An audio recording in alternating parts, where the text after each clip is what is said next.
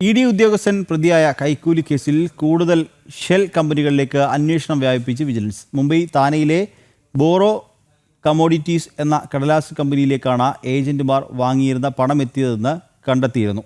കേസിൽ ഇ.ഡി. ഉദ്യോഗസ്ഥരുടെ പങ്കാളിത്തത്തിന് ഇതുവരെ തെളിവുകൾ കണ്ടെത്തിയിട്ടില്ല. ഇതിനിടെ പരാതിക്കാരനെതിരായ ഇ.ഡി. കേസിന്റെ വിശദാംശങ്ങൾ തേടി വിജിലൻസ് ഇ.ഡിക്ക് നൽകിയ കത്തിന് ഉടൻ മറുപടി നൽകില്ല.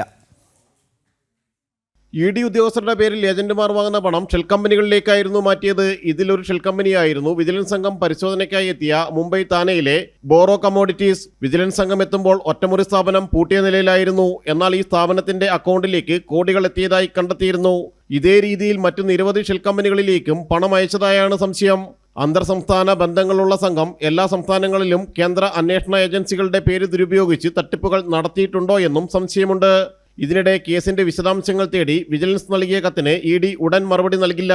കള്ളപ്പണക്കേസിലെ എല്ലാ രേഖകളും വിജിലൻസിന് നൽകാൻ കഴിയില്ല. ഇത് സംബന്ധിച്ച് ഇ.ഡി. അഡീഷണൽ ഡയറക്ടർ ഉൾപ്പെടെയുള്ള ഉദ്യോഗസ്ഥർ തീരുമാനമെടുക്കും. കേസിന്റെ രേഖകൾ മുഴുവൻ കൈമാറുന്നതിനുള്ള തടസ്സങ്ങൾ മറുപടിയായി വിജിലൻസിനെ അറിയിക്കും. ജനം, കൊച്ചി.